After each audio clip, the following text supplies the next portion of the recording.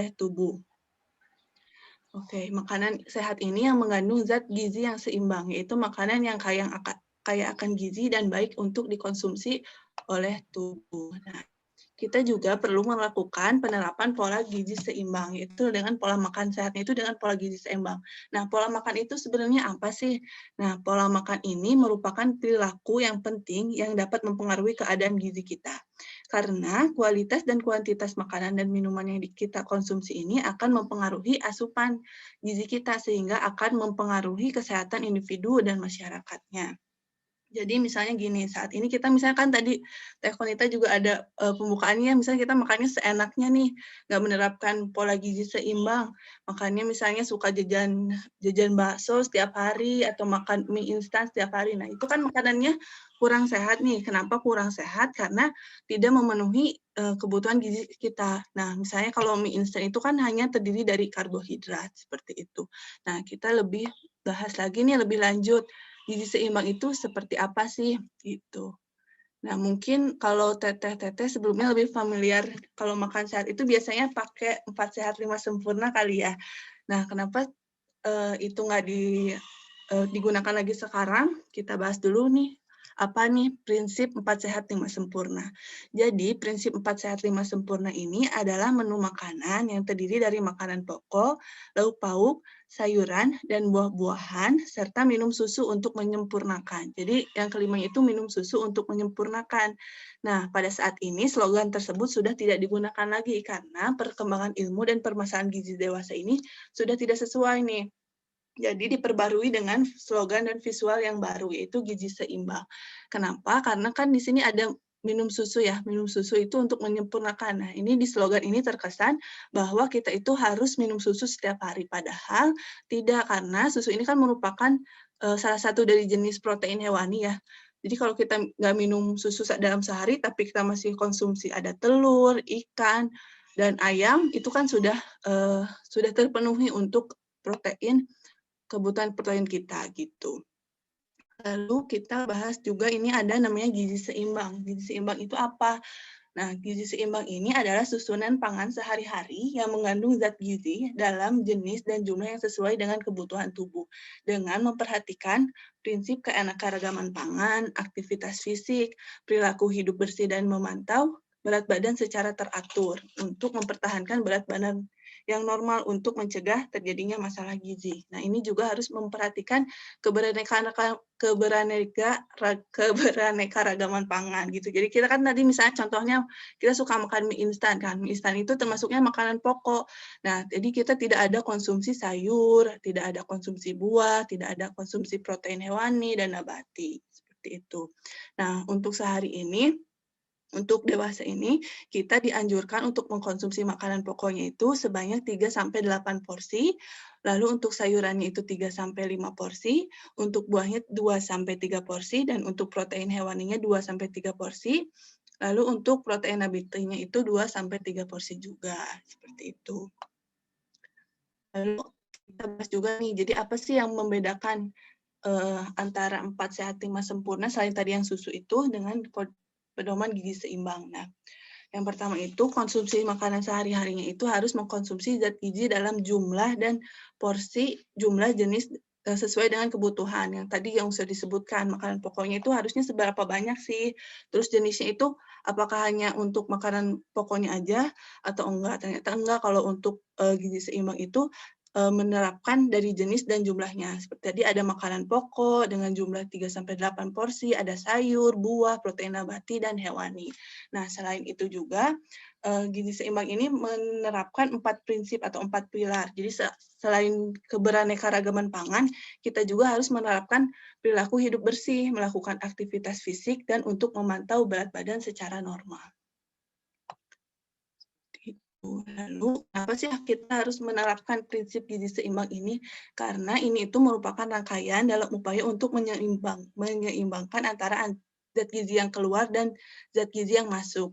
Nah, indikatornya itu apakah zat gizi makanan kita udah masuk ke dalam tubuh kita itu sesuai dengan sih sama yang keluar itu dengan indikator memantau berat badan gitu. Kenapa terjadi adanya misalnya kegemukan atau obesitas, itu karena asupannya itu lebih banyak daripada zat gizi yang dikeluarkan. Terus ada juga yang kurus, kenapa? Karena aktivitasnya atau zat gizi yang dikeluarkannya itu lebih banyak dari makanan yang dimasukkan atau yang dikonsumsi seperti itu. Nah, kita mungkin bahas satu-satu ya. Tadi kan ada 4 pilar. Nah, yang pertama itu adalah mengkonsumsi keberaneka-ragaman pangan. Kenapa kita harus mengkonsumsi makanan yang beraneka ragam? Karena tidak ada satupun jenis makanan yang mengandung semua jenis zat gizi yang kita butuhkan. Ada satu sebenarnya yang mengandung semua zat gizi itu, yaitu ASI ya, untuk anak 6 bulan. Jadi kenapa kita ada ASI eksklusif? Karena ASI eksklusif ini sudah memenuhi kebutuhan untuk perkembangan dan pertumbuhan dari bayi itu sendiri. Makanya kalau kita ASI eksklusif itu tidak perlu ditambahkan dengan pemberian air putih, madu, atau bahkan mungkin ada di sebagian daerah yang bayinya baru 4 bulan sudah dikasih pisang gitu. Jadi nggak perlu. Jadi untuk bayi 6 bulan itu cukup dengan pemberian ASI saja tanpa ada pemberian makanan atau minuman selain dari ASI. Seperti itu. Nah, untuk itu yang kedua ini, keberaneka-ragaman dalam prinsip ini juga selain dari beraneka makanan jenisnya, tapi porsinya juga harus sesuai dengan kebutuhan. Jadi tidak berlebihan dan dilakukannya secara teratur. Percuma kalau misalnya kita udah menerapkan pola gizi seimbang ini dalam 1 hari aja, tapi besoknya kayak gitu lagi, yang akan berpengaruh juga sama kesehatan kita gitu. Yang penting itu dilihat dari piramida gizi seimbang ini untuk kebutuhan dan jenis dari makanan yang harus kita konsumsi. Nah, untuk saat ini itu dianjurkan untuk mengkonsumsi lebih banyak sayur dan buah, lalu kita itu perlu membatasi dari asupan gula, garam, dan minyak untuk menghindari dari penyakit degeneratif, seperti misalnya kalau kita kelebihan gula bisa menyebabkan penyakit diabetes, lalu kalau misalnya kita kelebihan konsumsi garam bisa hipertensi, untuk kelebihan asupan lemak bisa terjadi penyakit jantung, obesitas. Nah, seberapa banyak sih kita harus konsumsi gula, garam, dan lemak dalam sehari? Untuk minyak itu 5 sendok makan dalam 1 hari, untuk garamnya 1 sendok teh, dan untuk gulanya 4 sendok teh. Dan kita juga harus mengkonsumsi atau meminum air putih itu minimal 8 gelas untuk mencegah terjadinya dehidrasi dan untuk membantu metabolisme dari tubuh kita. Seperti itu. Lalu yang prinsip yang kedua ini ada membiasakan perilaku hidup bersih. Nah, ini perlu dilakukan ya, terutama pada pandemi ini nih. Kita jadi harus selalu cuci tangan. Kan kita juga dianjurkan untuk 3M ya, mencuci tangan. Salah satunya itu mencuci tangan. Nah, kapan aja sih untuk mencuci tangan? Mencuci tangan itu sebelum makan, sesudah makan, dari kamar mandi, dan setelah pegang makanan, sebelum pegang makanan, itu harus perlu cuci tangan. Kalau saat ini juga dari luar, habis pegang barang-barang yang memang ada kumannya gitu ya, itu harus cuci tangan. Cuci tangan itu dengan menggunakan sabun dan air yang mengalir. Yang kedua, dengan menutup makanan yang disajikan. Misal kita udah masak nih, nah kalau udah masak terus dikonsumsi masih ada makanan yang bisa dikonsumsi lagi untuk makan siang misalnya, nah itu ditutup di meja makannya ditutup untuk menghindari adanya lalat dan binatang lainnya serta debu yang membawa kuman penyakit. Lalu selanjutnya ada selalu menutup hidung dan mulut bila bersin agar tidak menyebarkan kuman penyakit. Saat ini juga kalau misalnya batuk, bersin, ditutupnya bisa pakai tangan kiri di siku gitu. Dan kita juga dianjurkan untuk menggunakan masker ya saat ini untuk mencegah terjadinya penyebaran virus dari COVID-19. Dan yang terakhir itu selalu menggunakan alas kaki agar terhindar dari kecacingan. Nah, kita lanjut ke prinsip yang ketiga, yaitu melakukan aktivitas fisik. Aktivitas fisik ini apa sih? Nah, aktivitas fisik ini yang meliputi segala macam kegiatan tubuh, termasuk olahraga, yang merupakan salah satu upaya yang untuk menyeimbangkan antara pengeluaran dan pemasukan zat gizi, terutama untuk sumber energi. Kan tadi kita konsumsi makannya itu harus antara asupan dan pengeluaran itu harus sama. Nah, salah satunya itu dengan upaya kita melakukan aktivitas fisik atau olahraga. Nah, olahraganya itu kalau dari anjuran pemerintah itu setiap hari minimal setengah jam dan untuk seminggunya itu 150 menit per minggu, gitu.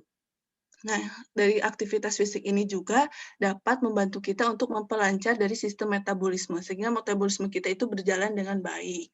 Jadi untuk pencernaan zat gizi, untuk pembakaran energinya sesuai dengan apa yang seharusnya, dan membantu kita untuk menjaga kesehatan kita. Seperti itu. Lalu ada prinsip yang terakhir. Nah, prinsip yang terakhir itu yang keempat itu memantau berat badan secara teratur untuk mempertahankan berat badan normal. Nah, misalkan tadi udah dibilang juga ya, salah satu indikator untuk menilai bahwa kita itu asupannya sudah sesuai dengan yang kita butuhkan atau belum. Nah, salah satu itu dengan indikator berat badan sesuai dengan tinggi badan atau disebut juga indeks massa tubuh atau IMT. Nah, kalau untuk bayi dan balita itu, kalau indikator untuk asupannya sesuai atau tidak itu dengan menggunakan KMS atau yang biasa suka ada di posyandu gitu ya, lalu dilakukan. Nah, itu tuh tujuannya itu untuk melihat bahwa bayi dan balita ini perkembangan dan pertumbuhan berat badan itu sesuai dengan pertumbuhan dari usianya, penambahan dari usianya, seperti itu. Mungkin timbul pertanyaan juga dari teteh-teteh, gimana sih cara ngitung dari IMT? Pengen cek juga nih, saya udah sesuai belum asupannya sama pengeluarannya. Nah, caranya itu dengan menghitung berat badan dalam kilo dibagi tinggi badan dalam meter di kuadrat. Mungkin boleh dicoba dulu kali ya, kalau teteh-teteh mau, nanti boleh di kolom komentar masuknya kategori apa. Nah, jadi nanti kan didapatnya hasilnya berapa. Nah, ini ada kategori-kategorinya.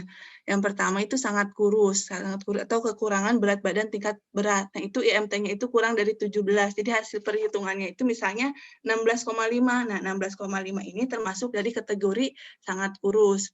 Terus untuk kurusnya itu, untuk kekurangan berat badan tingkat ringan itu IMT-nya 17 sampai 18,5. Nah, untuk normalnya berapa sih? Yaitu 18,5 sampai dengan 25. Nah, kalau untuk gemuk atau overweight itu, kelebihan berat badan itu dari 25 sampai 27, dan obesitas itu lebih dari 27. Seperti itu. Mungkin teteh-teteh udah ada yang bisa ngitungnya? Atau masih bingung? Boleh ditanya dulu sebelum masuk materi yang selanjutnya. Atau Teh Konita udah coba ngitung? Nah, belum nih. Mau coba ngitung bentar. Ya, boleh dicoba dulu. Nah, misalnya Ibu ada yang obes, nah nanti kita kasih tahu juga ya tipsnya, gimana sih caranya biar makanan kita itu sesuai sama kebutuhan, biar nggak obes lagi, bisa menurunkan berat badan dari Ibu ya. Lu tinggi badannya dikali tinggi badan lagi? Iya, dalam meter dikuadratin. Misalnya 1,58 dikali 1,58. Gitu.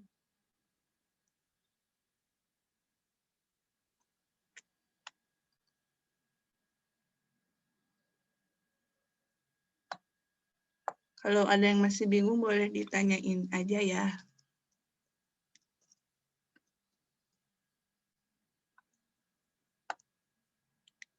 Gimana Teh, udah dapat?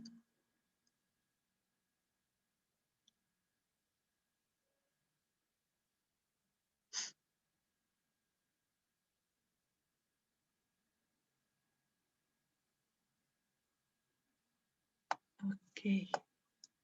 Udah pada ngerti juga kali ya, kita lanjut aja.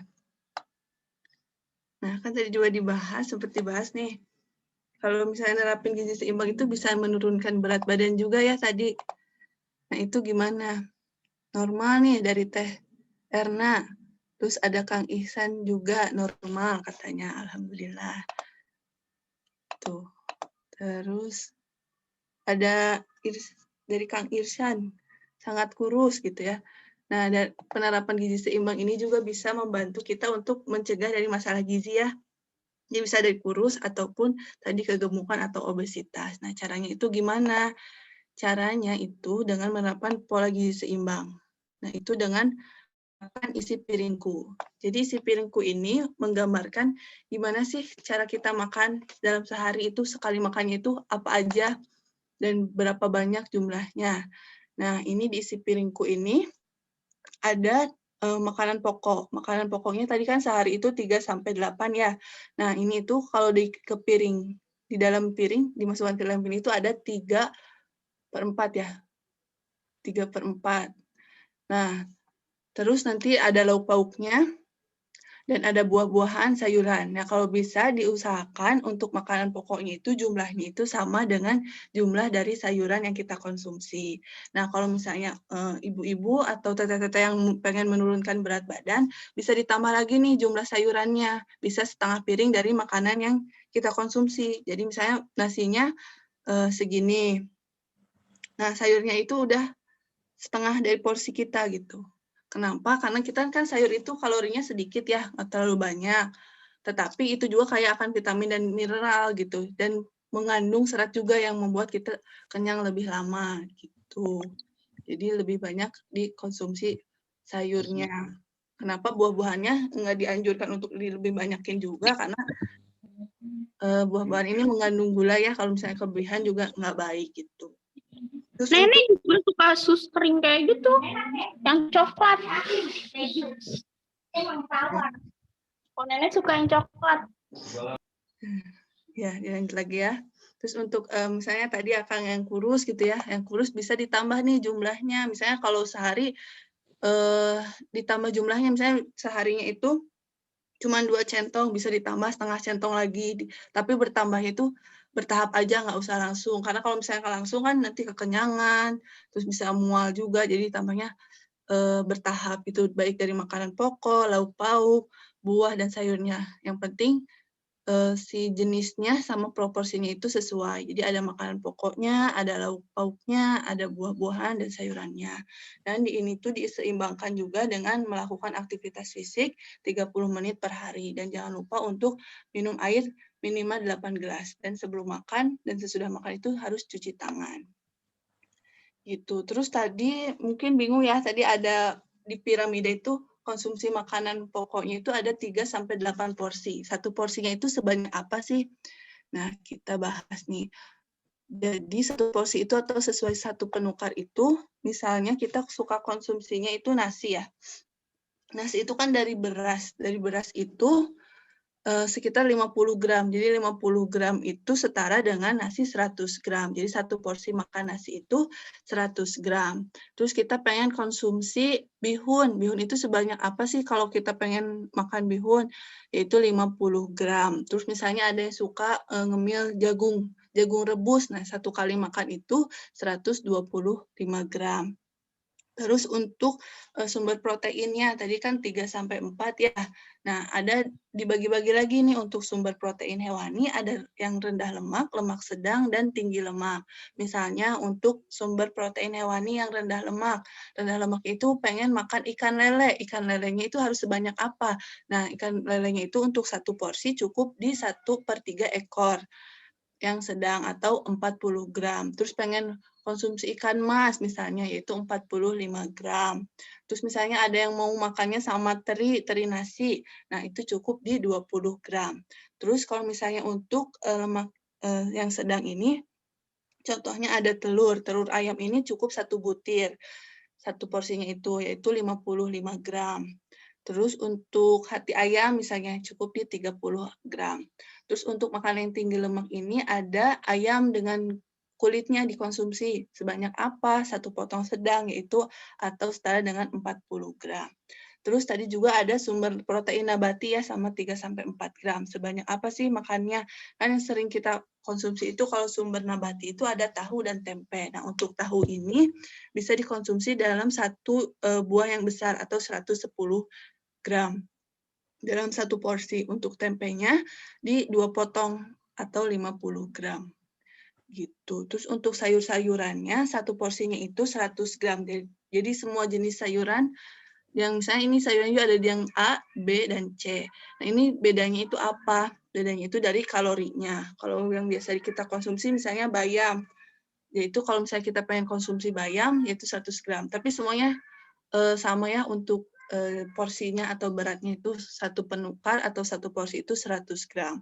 Yang membedakan hanya di jumlah kalorinya aja. Kalau misalnya di sayuran C itu kan 50, kalau sayuran B itu 25. Untuk contohnya itu sayuran C itu ada di bayam merah, daun katuk, daun labu siam, seperti itu, daun singkong. Untuk sayuran B ada wortel, buncis, itu masuknya sayuran B. Terus untuk sayuran A ada jamur, lobak, selada. Nah, itu kalorinya sangat sedikit, jadi di bawah 25 kalori gitu. Jadi kalau misalnya teteh-teteh yang ingin menurunkan berat badan, boleh dibanyakin nih sayuran A-nya, konsumsi sayuran A.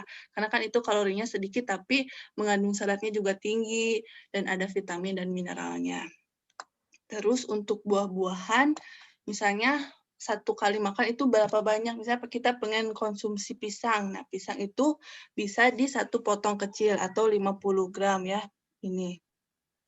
Terus kita pengen konsumsi mangga, mangganya sebanyak apa sih? Apakah harus 50 gram juga? Enggak, kalau untuk mangga itu 1 porsi atau 1 penukarnya itu 3/4 buah besar atau 90 gram. Terus kita kalau pengen konsumsi susu, bisa di 1 gelas atau 200 mili, gitu. Nah, untuk konsumsi lemaknya itu kan tadi dianjurkan 5 sendok makannya sehari. Nah, itu 1 penukarnya itu, 1 porsi minyak itu bisa di 1 sendok teh atau 5 gram, seperti itu. Nanti bisa dilihat lagi aja. Gitu. Terus kan juga ada timbul pertanyaannya, kalau misalnya kita itu kalau pengen hidup sehat harus mahal nggak sih? Nggak perlu jawabannya. Karena dengan kita menerapkan 10 pedoman gizi seimbang ini juga kita udah menerapkan pola hidup sehat. Nah, itu apa aja? Yang pertama, biasakan mengkonsumsi aneka ragam makanan pokok. Jadi kita kan kalau biasanya di Indonesia itu makanan pokoknya itu nasi aja ya. Nah, mulai sekarang coba divariasikan. Jadi misalnya ada konsumsi kentang, ada konsumsi ubi, ada konsumsi jagung. Jadi tidak hanya berfokus pada makanan pokoknya itu hanya nasi saja. Lalu yang kedua itu membatasi konsumsi panganan yang manis, asin, dan berlemak. Seperti yang saya sudah sampaikan tadi untuk mencegah terjadinya penyakit degeneratif. Nah, misalnya terlalu banyak konsumsi makanan manis, itu tadi penyakitnya itu diabetes. Kalau asin itu hipertensi, sama kalau makanan yang berlemak itu akan menyebabkan obesitas atau penyakit jantung. Lalu yang ketiga, melakukan aktivitas fisik yang cukup untuk mempertahankan berat badan yang ideal. Tadi juga kan udah dibilang kalau misalnya aktivitas ini untuk salah satu upaya untuk menyeimbangkan antara asupan dan pengeluaran energi yang kita setiap hari gitu ya. Jadi seimbang. Lalu yang keempat ini, membiasakan konsumsi lauk pauk yang mengandung protein tinggi. Contohnya apa? Tadi kan kalau dari protein nabatinya itu ada tahu, ada tempe, itu mengandung protein yang tinggi. Terus ada dari hewani, ada telur, ada ayam, ada ikan gitu. Ikannya kan bisa ikan lele, ikan mas, dan masih banyak lagi gitu yang harganya memang terjangkau. Lalu mencuci tangan sebelum makan, sesudah makan, sebelum menyajikan makanan dengan air yang mengalir dan menggunakan sabun. Lalu yang selanjutnya ada membiasakan sarapan pagi. Jadi teman-teman kalau bisa jangan skip untuk makanan pagi gitu ya. Karena kalau misalnya untuk misalnya ada yang punya masalah gizi, kelebihan berat badan, nanti kalau misalnya kita makannya paginya di skip, nanti jadi ada alasan gitu kalau makan siangnya jadi porsinya jadi lebih banyak gitu. Terus yang masalah gizinya kurus, nanti kan udah berkurang tuh asupan kalorinya. Misalnya harusnya 1.800, di sarapannya itu di skip. Nah, itu kan udah kekurang 300, jadi malah makin kurus lagi. Jadi asupannya itu tidak seimbang. Lalu yang ketujuh itu mengkonsumsi atau membiasakan minum air putih yang cukup dan aman. Nah, yang aman itu yang direbus gitu ya, yang bakterinya memang sudah tidak ada gitu. Nah, untuk jumlahnya itu minimal 8 gelas sehari. Terus memperbanyak konsumsi buah dan sayur. Yang ke-9 itu membiasakan membaca label pada makanan kemasan. Jadi kita kan makanannya nggak ada makanan yang terlalu diolah, terus ya kita juga misalnya konsumsi makanan yang pabrikan gitu. Nah, itu bisa dilihat di belakang kemasannya itu ada nilai gizinya. Nah, kita bisa lihat dari karbohidratnya berapa sih, kalorinya berapa sih, lemaknya berapa, proteinnya berapa. Terus yang penting itu natriumnya berapa. Nah, kenapa kita suka kalau makan sehat itu diusahakan untuk menghindari makanan mie instan gitu ya. Kenapa? Karena mie instan ini mengandung natrium yang cukup tinggi. Jadi kebutuhan kita itu 2.000 miligram. Nah, di mie itu ada yang sampai dalam satu kemasan itu udah mencukupi kebutuhan natrium kita gitu, 2.000 miligram gitu. Makanya tidak dianjurkan untuk konsumsi setiap hari gitu. Tapi boleh untuk konsumsi. Tapi kalau misalnya pengen konsumsi mie instan, jangan cuma mie instannya aja, tapi ditambah juga dengan proteinnya. Tadi kan ada telur ya, ditambahin telur, terus ditambahin sayur. Sayurnya bisa sawi misalnya, gitu. Jadi nggak cuma mie-nya aja. Jadi yang kita dapat ada beragam juga gitu, bergizi seimbang. Nggak hanya cuma karbohidrat atau makanan pokoknya aja. Nah, yang terakhir itu tuh menyukuri dan menikmati keanekaragaman pangan. Nah, misalnya di Sunda ini kan banyak ya sayur-sayuran. Jadi makannya itu nggak, ya jangan cuma makan daun singkong aja gitu, tapi setiap hari itu bervariasi gitu. Karena kita juga menikmati gitu, mencoba untuk mensyukuri dengan nikmatnya Allah gitu ya, dengan variasi makanan yang ada, kita konsumsi setiap hari dan bervariasi gitu. Dan menikmatinya. Tuh. Lalu kita ke contoh ya, contoh menu dan anggaran makannya sehari, ada gambaran mungkin ya. Contoh itu kan kita makan tadi pola gizi seimbang itu 3 kali makan dan 2 kali selingan. Nah, makannya misalnya sarapan itu jam 7. Jam 7 itu makannya itu nasi, telur dadar, sayur bening, dan jeruk. Nah, ini tadi kan udah ada karbohidratnya itu dari nasi. Terus untuk proteinnya protein hewannya ada telur dadar. Nah, untuk sayurnya ada sayur bening wortel, ditambah juga bisa bayam. Terus untuk buahnya ada jeruk. Nah, itu 1 kali makan itu untuk bahan makanannya itu bisa 5.500 atau 5.600 lah gitu ya. Terus nanti jam 10 ada selingan snack-nya. Misalnya kita snack-nya pengen roti selai kacang. Nah, roti selai kacang, rotinya cukup 1 helai aja, itu di 35 gram, dan selai kacang itu 15 gram. Nah, itu di sekitar harganya itu 2.300. Lalu untuk makan siangnya, ada nasi, ayam teriyaki, capcay, dan pisang. Nah, itu ada di 5.500. Terus untuk selingan sorenya ada jus alpukat misalnya ya. Jus alpukat itu kita pakai 2 penukat dari alpukat itu, nah kan 1 penukannya 60, kalau pakai 2 jadi 120, dan gulanya juga misalnya pakainya 2 sendok makan, yaitu 24 gram. Nah, itu untuk harganya di 2.800. Terus untuk makan malamnya misalnya kita makan nasi, sayur sop, tempe goreng, sama pepaya, dan itu di 6.500. Nah, ini dari menu ini itu kita bisa konsumsi kalorinya itu 2.387, dengan lemaknya 60,5, proteinnya 78, dan karbohidratnya 342. Nah, untuk informasi aja, mungkin rata-rata kebutuhan sehari untuk dewasa perempuan itu 2.000, dan untuk laki-laki itu rata-ratanya 2.500. Nah, dengan 2.000 kalori ini, kita sehari itu menghabiskan uangnya itu atau anggarannya itu 22.500, seperti itu. Mungkin itu akan berbeda juga ya, karena harganya juga nanti berbeda-beda, terus jumlahnya juga berbeda-beda, menyesuaikan dengan pola konsumsi dari teman-teman sendiri gitu. Terus kalau misalnya belinya lebih banyak kan juga lebih murah gitu. Belinya di pasar akan harganya akan jauh lebih murah kita atau dibandingkan dengan kita membeli bahan makanan di supermarket, seperti itu. Terus kita masuk ke pembahasan yang terakhir, tips and trick membuat anggaran makanan sehari-hari ya. Yang pertama itu, ya kalau bisa kita memasak makanannya sendiri ya, karena kita kan bisa tahu harga yang kita keluarkan untuk makanan sehari-hari itu berapa. Terus kita juga bisa mengatur makanannya itu apa aja sih jenis-jenis menunya. Yang gizi seimbang kan tadi ada makanan pokok, protein hewani, protein nabati, sayur, dan buah gitu. Terus yang kedua itu merencanakan menu untuk seminggu. Jadi kita coba membuat planning nih, meal plan 1 minggu ke depan mau makannya apa aja. Misalnya hari Senin pengen makannya nasi, ayam goreng, sayur sop, sama tempe goreng, sama buahnya itu pisang. Misalnya itu dibuat anggarannya untuk sehari. Nah, ini juga bisa direncanakan bersama, kalau misalnya udah teteh-teteh yang udah berkeluarga, bisa sama suami sama anaknya gitu ya, didiskusikan gitu. Nanti seminggu ke depan mau makan apa nih, soalnya kan harus menyesuaikan sama kesukaan makan. Misalnya kita membuat makanan yang tidak disukai oleh makanan orang-orang di rumah gitu kan, jadi mubazir juga gitu. membuang-buang anggaran makan juga gitu.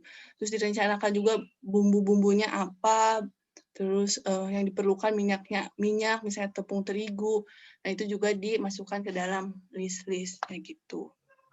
Nah, yang ketiga masuk di membuat belanjaan mingguan dan bulanan. Ya tadi udah membuat rencana makan mingguan ya, misalnya bahan segarnya itu ada sayuran-sayuran, wortel, misalnya buncis, terus untuk proteinnya ada ayam, ikan, udang. Nah, itu dimasukkan di list-list untuk belanja mingguan atau bulanan. Nah, untuk belanja mingguan ini biasanya untuk bahan-bahan yang segar seperti tadi ya, ikan, ayam, itu tahannya nggak lama gitu ya. Jadi itu dimasukkan ke dalam list mingguan. Untuk list bulanannya itu bisa memasukkan bahan-bahan makanan yang bisa bertahan lama gitu. Seperti tepung terigu, minyak kelapa, terus garam, bumbu-bumbu. Nah, itu bisa dimasukkan ke list belanja bulanan. Yang terakhir itu membawa bekal. Misalnya ini kan aktivitas ya, misalnya teteh-teteh ada aktivitas kuliah atau misalnya bekerja. Nah, kalau bisa membawa bekal makanan dari rumah. Jadi kan kita udah tahu gizinya berapa, terus menghemat juga ya, menghemat makan agar kita tidak berlebihan dalam mengeluarkan uang kita gitu, makanan di luar. Kan lebih mahal juga ya, karena kan kalau yang jualan itu mengambil keuntungan gitu. Atau juga boleh sih kalau misalnya pengen beli di luar, kalau nggak sempat bikin makanan, bekal makanan bisa kita beli makanannya di warteg gitu ya. Di warteg kan juga makanannya variasi menunya juga banyak ya. Nah, yang penting itu ditekankan pada tadi keberaneka-ragaman pangannya, dari jenis dan jumlahnya yang sesuai dengan isi piringku. Seperti itu. Mungkin itu aja sih Teh yang bisa di-sharing-kan ke teman-teman. Kalau misalnya ada yang mau tanya, boleh, tapi saya kembalikan dulu ke Teh Konita. Silakan Teh Konita, terima kasih.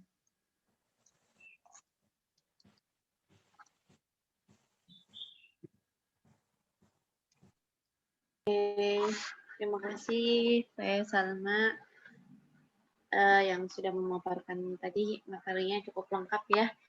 Nah, insya Allah semoga bisa dipahami oleh teman-teman. Barangkali masih ada yang penasaran gitu ya terkait makanan sehat atau makanan gizi seimbang ini. Silakan bagi teman-teman yang ingin bertanya. Kita akan buka sesi diskusi atau pertanyaan. Tadi juga di chat ada beberapa pertanyaan tanggapan ya. Ya, ini ada ya dari Teh Ina ya. Oh, ya. Teteh aja yang bacain boleh. Dari Teh Ina, 8 gelas per hari, takaran gelasnya berapa mili ya?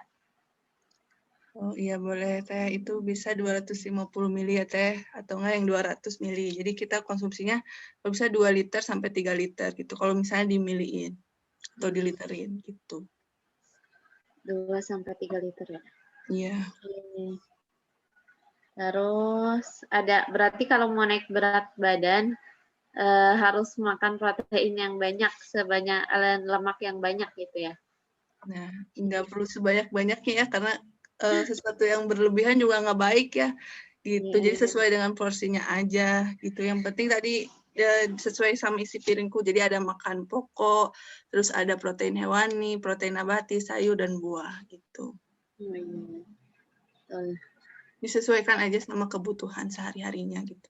Tidak perlu berlebihan. Nah, itu ya, semoga bisa menjawab pertanyaannya. Silakan, tadi Teh Cindy izin bertanya. Tadi kan ada 2 versi tumpeng gizi seimbang, tapi yang satu bilang karbohidrat 3-8 porsi, yang satu bilang karbohidrat 3-4 porsi. Yang benar yang mana ya, Kak? Nah, yang betul ada 2 versi ya, tapi sebenarnya sama. Mungkin atau saya salah nyebutin tadi ya, pokoknya untuk sumber karbohidrat itu 3-8 porsi. Nah, yang 3-4 porsi itu sayurannya. Oke. Itu 3-8 ya. Oh, yang digambar piringku ya mungkin. Yang digambar piringku itu kan setiap porsi karbohidrat sama sayur kan beda ya. Nah, tapi jumlah bentukannya itu sama di piringnya. Gitu. Ngerti gak Teh? Mungkin Iya. bisa dicontohin Maaf ya, lagi. Teh. Oh iya, Pak Teh Cindy. Enggak, tadi di tumpeng gizi seimbang yang satu tuh yang pokoknya karbohidratnya yang bawahnya warna coklat. Coba deh Teh, boleh di-share screen lagi nggak mungkin? Oke, boleh sebentar Di ya. gambarnya tadi bilangnya Oh, karbohidratnya 3-8 sama 3-4. oh iya iya iya. Oh iya betul-betul. Ya, yang betul 3-8 Teh. Mau di-share screen lagi Teh? Enggak usah, nggak apa-apa Teh. Tapi saya masih bingung soalnya yang dari Kemenkes itu kan setahu saya yang 3-4 itu apa yang 3-8 itu anjuran terbaru atau bagaimana ya Teh? Sama sih Teh, sebenarnya 3-8 atau 3-4. Mungkin saya cari referensi lain dulu ya Teh ya, buat menentukan. Yang benar yang mana sih, yang digambar yang mana gitu ya. Oh iya, Nanti makasih kalau Teh. sudah tahu jawabannya, saya share ke Teteh ya, ke Teh Cindy ya. Iya, terima kasih Teh. Oke Teh. Nggak terjawab ya, Teh Cindy. Mengklarifikasi. Oke, ada lagi mungkin barangkali dari teman-teman yang lain masih terkait makanan seimbang, gizi seimbang, atau mungkin ada problem ya bisa diceritakan kira-kira solusinya gimana nih ke Kak Salma gitu, nanti bisa dicari solusinya bersama.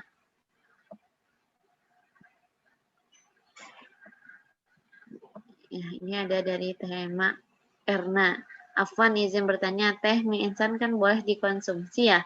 Batasan dalam seminggu mengonsumsinya berapa dan ada perbedaan nggak batasan untuk anak dan dewasa? Oke, untuk konsumsi mie instan, kalau bisa sih sebulan paling 2 kali, atau mungkin seminggu sekali aja gitu ya, cukup.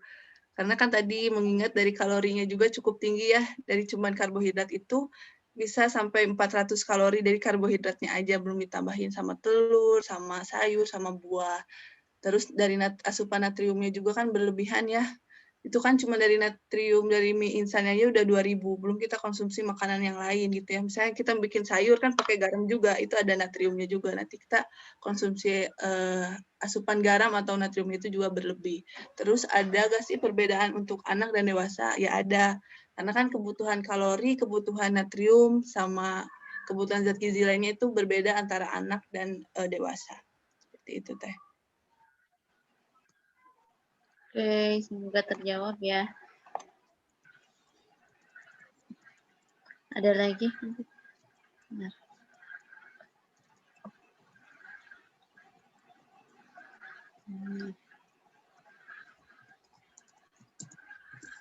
Mia, pertanyaannya yang mana ya? Boleh di-up lagi mungkin? Oh ini. Kalau kebutuhan kalori, apakah disesuaikan juga dengan aktivitas kita sehari-hari atau mutlak untuk perempuan pasnya 2000 kalori ya? Kalau kita program diet, boleh menurunkan kebutuhan kalori sampai berapa kalori? Oke, Teh. Itu yang tadi. Izin jawab ya, Teh ya. Untuk yang Oh tadi iya. rata-rata 2000 itu kan rata-rata. Jadi setiap orang itu berbeda-beda kebutuhan kalorinya. Sesuai dengan aktivitas sehari-hari. Misalnya kita aktivitasnya cuma rebahan. Emang rebahan kan nggak banyak ngeluarin energi ya. Nah, itu kan juga pasti bakal kurang dari 2000 kalori. Terus kalau misalnya kita lagi program diet, boleh menurunkan kalori sampai berapa? Nah, untuk penurunan kalorinya itu bisa di 500 sampai 1000, tapi harus bertahap ya. Jadi misalnya penurunan kalorinya itu 500 dulu. Nah, 500 dengan mengurangi 500 kalori per hari ini bisa menurunkan berat badan setengah kilo. Nah, kalau misalnya 1000 kalori per hari itu bisa menurunkan berat badan 1 kilo gitu, Teh. Dan nggak boleh di bawah metabolisme kita, basal metabolisme kita itu kalau untuk perempuan ada di sekitar 1200 gitu. Jadi nggak boleh di bawah itu, di bawah BMR. Nanti kan kalau misalnya kayak gitu, lagi diet, memang sih penurunannya bakalan cepet gitu ya. dalam beberapa bulan, tapi ada saatnya itu akan stuck gitu, nggak akan bisa turun-turun lagi gitu. Dan nanti juga akan yoyo gitu. Yoyo itu jadi naik berat badan, turun berat badan itu cepat gitu. Jadi lebih baik menurunkan kalorinya itu secara bertahap, yaitu 500 sampai 1000 dalam 1 hari.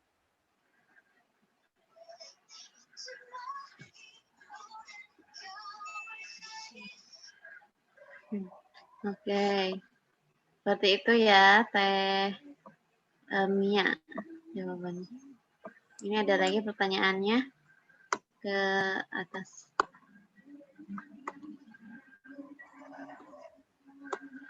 Kalau pengidap anemia bisa jadi penyebab seseorang kurus, gak Teh?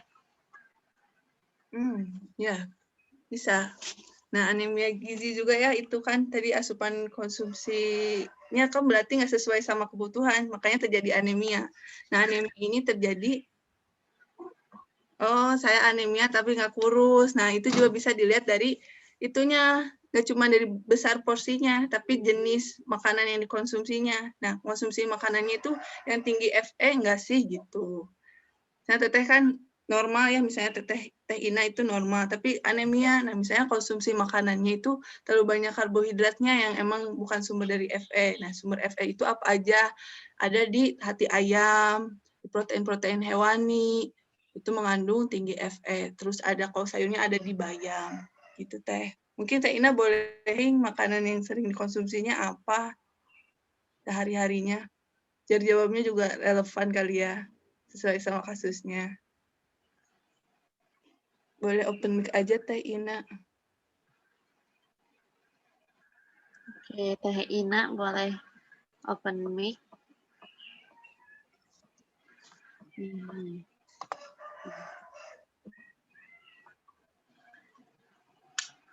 Ya, barangkali masih ada nih pertanyaan dari teman-teman yang mengganjal gitu ya. Monggo ya, mumpung masih ada waktu.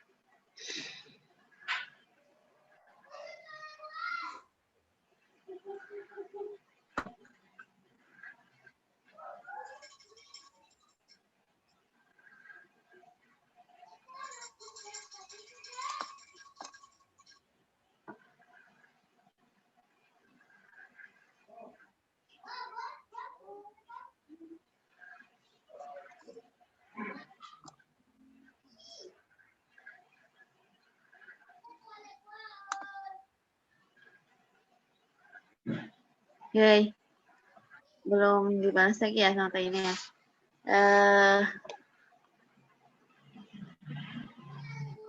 Oke, mungkin Teh mau coba jawab dulu yang tadi pertanyaan Teh Cindy kali ya. Mau coba meluruskan juga. Tadi yang kan untuk yang piramida makanan itu kan sebenarnya rata-rata ya konsumsinya. Jadi kan sebenarnya konsumsi porsinya itu disesuaikan lagi sama kebutuhan.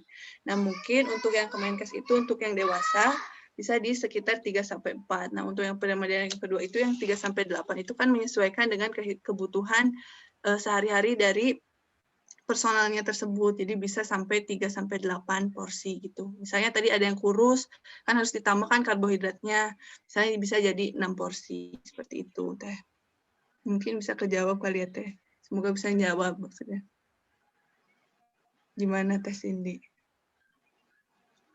Iya, terima kasih Teh sudah. Iya, Teh Cindy sudah. Alhamdulillah. Oke, makasih juga, Teh. Ya. Masih ada pertanyaankah mungkin dari teman-teman?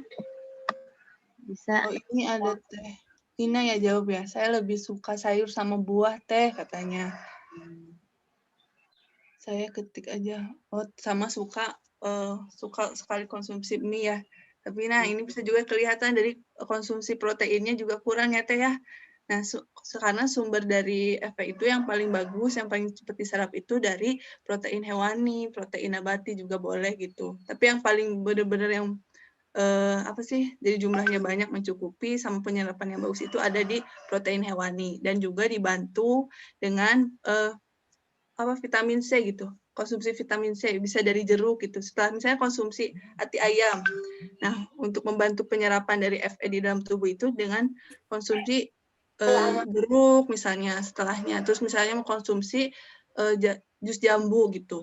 Nah, kita juga perlu menghindari dari penghambat penyerapan Fe. Misalnya Teh Ina tadi juga misalnya udah konsumsi proteinnya banyak kok, aku suka konsumsi hati ayam, tapi masih konsumsi teh setelah makan.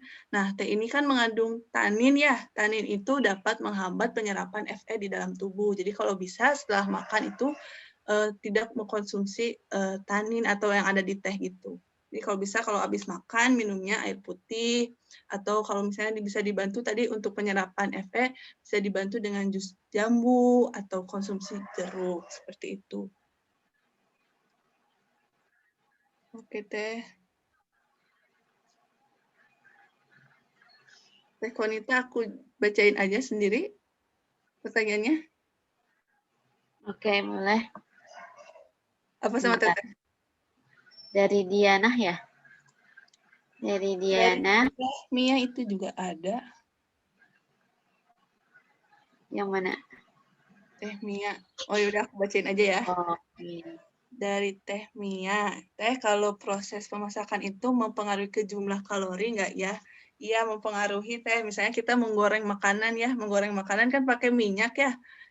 Apalagi kalau minyaknya banyak, kan itu nyerap ke makanan. Nah, itu juga bisa menambah kalori. Terus misalnya kita masak sayur, sayurnya masaknya kelamaan sampai warnanya berubah. Nah, itu vitamin mineralnya juga udah nguap gitu, ikut nguap gitu. Jadi udah nggak ada vitamin mineralnya lagi. Jadi kita juga selain memperhatikan bahan makanan yang kita masak gitu ya, caranya juga harus diperhatikan gitu dengan pengolahan apa gitu. Jadi kalau misalnya untuk menambah kalori, ya Teh. Kan kalau lewat dikukus gitu, Nah dikukus bagus tuh Teh. lebih bagus ya. Dia lebih bagus sama direbus boleh gitu. Tapi kalau direbus juga kalau bisa jangan terlalu lama karena kan ada vitamin-vitamin yang rusak gitu ya dalam berapa suhu yang tinggi gitu. Gitu Teh. Oke. Oke, makasih ya Teh. Ya sama-sama Teh. Ya Teh Konita dilanjut lagi. Oke. Ini Teh. Ini ya dari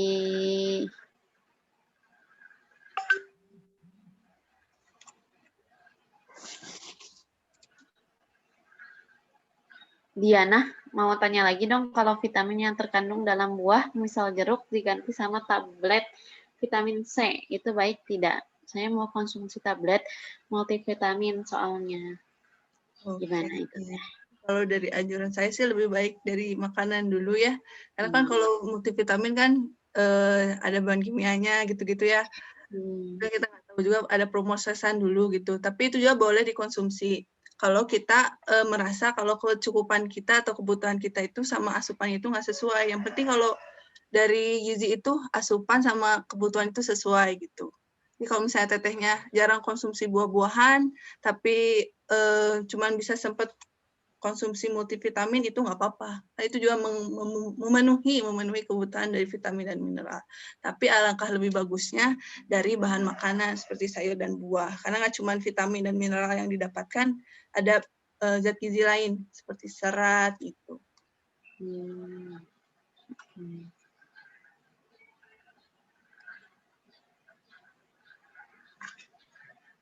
Kalau vitaminnya herbal, tetap ini. Herbal itu seperti apa ya Teh?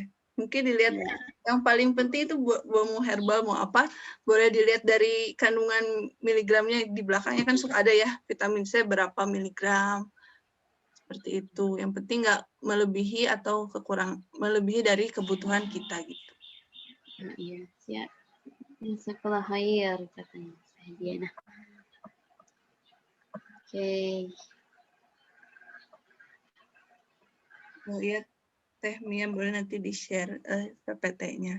Terus untuk Teh Ina ini nggak suka ya, kebetulan nggak suka konsumsi protein hewani, katanya. Lebih suka makanan ayam. Nah, enggak Teh, kalau untuk konsumsi setiap hari ayam nggak buat anemia gitu. Kan di ayam juga kan ada Fe-nya gitu. Bahkan kalau misalnya yang bikin anemia itu yang malah nggak konsumsi protein. Itu yang nggak konsumsi. Tapi Teteh suka telur nggak? Selain ayam, ada yang disuka lagi proteinnya selain ayam. Nah, bisa juga dari telur. Telur juga kan itu proteinnya bagus ya, asam aminonya sangat cukup lengkap gitu. Salah satu protein yang murah tapi gizinya bagus itu adalah contohnya telur. Gitu Teh. Kalau misalnya nggak suka dari hewani juga boleh ditambah dari kacang-kacangan, tadi tahu dan tempe. Gitu.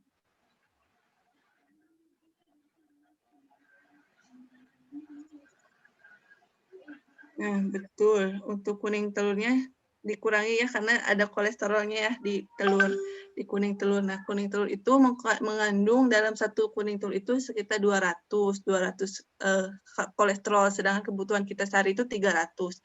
Jadi, cukup konsumsi kuning telur itu dalam sehari 1. Tapi untuk putihnya boleh lebih gitu. Misalnya 3 putih telur sehari itu boleh. Oke. Nah, itu boleh dicoba dihitung Teh IMT-nya. Tadi masih ingat gak caranya, Teh Ina? Menghitung IMT-nya. Berat badan dibagi tinggi badan, dikuadratin dalam meter. Gitu Teh. Oh, iya. Nah, silakan ya Teh Ina untuk cek lagi apa namanya IMT-nya.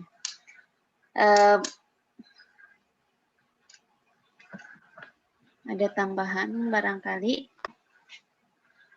dari teman-teman yang lain, atau kalau sudah kita cukupkan ya. Tapi mungkin ada yang mau disampaikan lagi dulu dari Teh Salma. Oh, ini ada pertanyaan lagi. Teh, kalau naik berat badan, kalau hariannya baiknya berapa? Nah, itu bisa dihitung sama kebutuhannya Kang Irsan ya. Jadi harus tahu dulu berat badannya sama tinggi badannya berapa, terus aktivitasnya apa. Nah, itu harus dihitung dulu kebutuhannya, karena sesuai dengan kebutuhan sehari-hari ya Kang.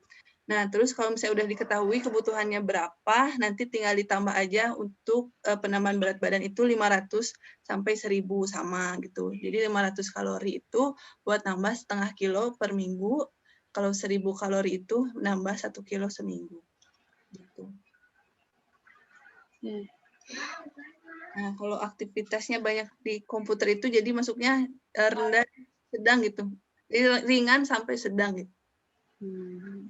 Gitu, Kang. Bisa juga nanti ditambah, jangan terlalu banyak di komputer, bisa olahraga juga. Jadi kan nanti nambah ini juga ya kebutuhan kalorinya, jadi makannya juga lebih banyak gitu, Kang. Buat nambah berat badan. Apakah sudah menjawab Kang Irsyan ya? Oke, apakah menjawab? Semoga sudah ya. Ini ada kalau kurang olahraga juga berpengaruh ya sama berat badan ya. Betul, berpengaruh juga. Kan tadi juga kan salah satu upaya untuk menyeimbangkan ya dari asupan dan kebutuhan gitu ya. Terus aktivitas olahraga juga kan menambah metabolisme, bantu metabolisme tubuh gitu. Biar mencerna makanannya lebih bagus gitu. Terus nambah juga dari asupan kalori gitu kan. Kalau kita olahraga kan capek ya, mau nggak mau kita harus makan gitu. Jadi menambah nafsu makan. Gitu, Kang.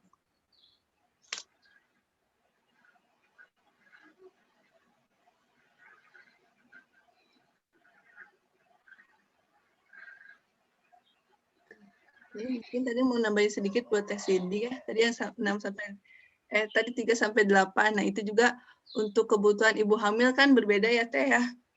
Nah, itu kan bisa ditambah gitu. Jadi kenapa tadi di piramida yang kedua 3 sampai 8, sedangkan yang di Kemenkes itu 3 sampai 4. Nah, yang untuk Kemenkes itu untuk dewasa yang normal gitu, yang tidak dalam keadaan hamil, tidak mengalami obesitas atau kelebihan berat badan, tidak mengalami kekurangan berat badan, tidak dalam kondisi menyusui atau sedang mengandung gitu. Jadi untuk 3-8 itu lebih ke semua keadaan gitu ya, Teh. Jadi sesuaikan lagi. Itu Teh Cindy.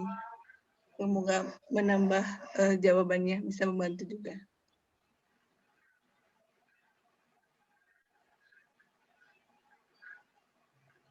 Oke, Teh Konita. Jadi, Oke, sip. Alhamdulillah. Sudah ya mungkin ya. Dari yang tadi sudah dipaparkan, alhamdulillah kita cukupkan dulu mungkin ya. Barangkali ya teman-teman nanti ada yang pertanyaan, boleh Teh Cindy apa sosial media mungkin yang bisa dihubungi atau nomor WhatsApp boleh dicantumkan di chat. Ya. mungkin Instagram aja kali ya, boleh di-follow Iya, Salma Tiasa. Kalau untuk akun gizinya di YZ Better Future. Mungkin boleh aku ditulis Teh? Ya. boleh. Untuk akun pribadinya ya. Ya. Terakhir mungkin ya Teh, silakan untuk apa namanya closing statement atau penutup bagi teman-teman ya barangkali membutuhkan info-info terkait kesehatan gizi dan lain-lain gitu untuk penutup di acara kali ini.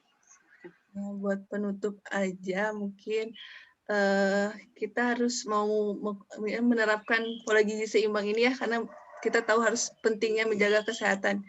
Karena sehat itu ya kita sakit itu kan nanti ya setelah manifestasi dari mungkin kita makanannya kurang baik nih, sering makan mie, kan nggak mungkin sakitnya hari ini tapi di masa depan. Jadi makanya perlu banget buat menerapkan pola gizi seimbang yang tadi dengan 4 pilar dan 10 pedoman.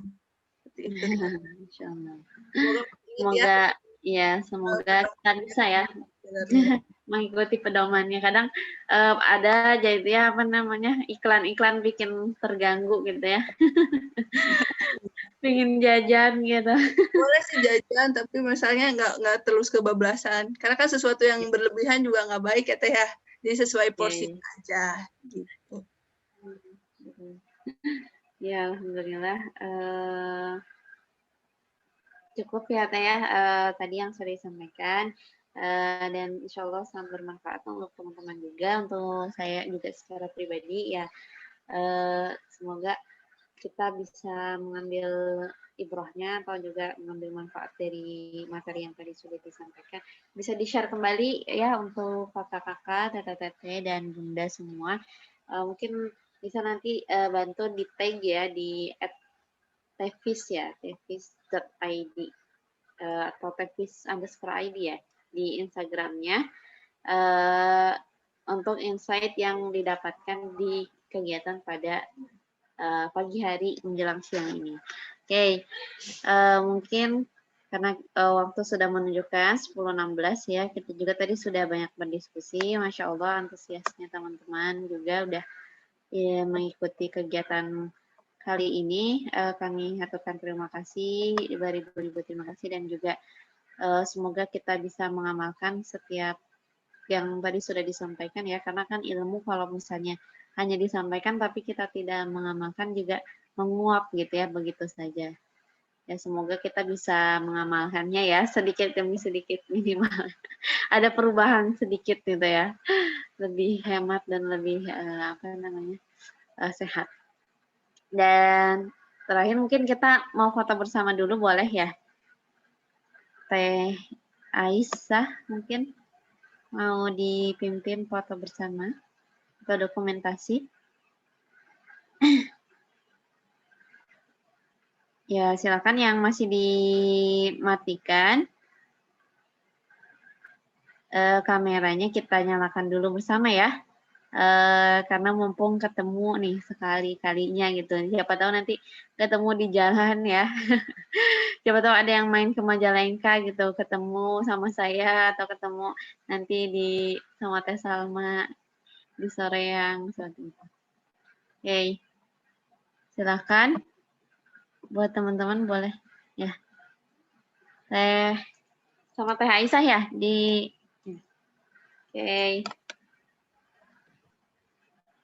aba-abanya mungkin Kak Aisyah suaranya. Belum masuk semua Teh. Ya. Nah. Teh Cindy barangkali bisa dibuka. Nisrina, Teh Ina, Kang Irsan, Yunia Indah, Teh Winar sudah dibuka. Lagi nggak bisa on cam. Oke, tidak apa-apa. Teh Nisrina barangkali atau Teh Ina bisa dibuka terlebih dahulu sebentar. Halo? Nah. Teh, ya udah mungkin kayaknya Teh. Yang lainnya cukup. Boleh mulai ya? 1, 2, 3. Oke. Ya. Tanda visi gimana tanda visi? Teh.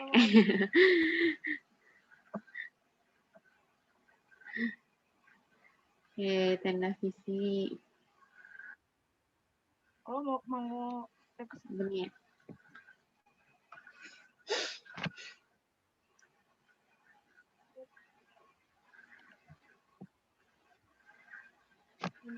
Satu, dua, boleh tanda-tanda visi ya, kayak gini ya teman-teman. Dua, tiga. Oke. Kasihan buat semuanya yang udah bergabung, juga buat Teh Konit yang udah bersedia untuk memandu berlancarnya webinar ini ya. Ditekan Teh Konit, buat Teh Salma juga. Dan buat teman-teman semua yang udah bersedia bergabung, mudah-mudahan ke depannya juga kita bisa terus bergabung lagi di webinar-webinar selanjutnya. Bulan depan juga insya Allah kita ada lagi dengan tema yang disesuaikan atau atas permintaan juga dari teman-teman semua. Jadi setelah ini kita tunggu evaluasinya ya teman-teman. Kalau misalnya ada form yang harus diisi, mohon partisipasinya untuk mengisi juga. Terima kasih. Wassalamualaikum warahmatullahi wabarakatuh. Saya kembalikan lagi kepada Teh Fanir. Semangat Teh Fanir. Oke. Ya. Terima kasih Teh Aisyah tadi sudah memimpin dokumentasi ya. Alhamdulillah kita sudah di pengunjung kegiatan pada pagi hari ini. Kita tutup saja dulu dengan hamdalah bersama Alhamdulillahirabbil alamin dan doa penutup. Ya. Jadi yang bersuara. Ya kita doa penutup, doa kafaratul majlis saja. Subhanakallahumma wa bihamdika asyhadu an la ilaha illa anta astaghfiruka wa atubu ilaik. Ya, terima kasih untuk teman-teman yang sudah bergabung. Mohon maaf jika ada kekurangan, kesalahan dari kami panitia atau juga saya sebagai MC pada kesempatan pagi hari ini. Terima kasih pada Teh Salma yang sudah bersedia mengisi pada pagi hari ini. Semoga ilmunya terus berkah ya Teh, amin. Dan semoga kita disehatkan, diberi kelancaran dalam aktivitas menjalankan aktivitas masing-masing. Amin. Saya cukupkan. Wabillahi taufiq wal hidayah. Wassalamualaikum warahmatullahi wabarakatuh. Waalaikumsalam warahmatullahi wabarakatuh. Ya, termohon Teteh, akan semua. Assalamualaikum. Salam. Ya, matikan.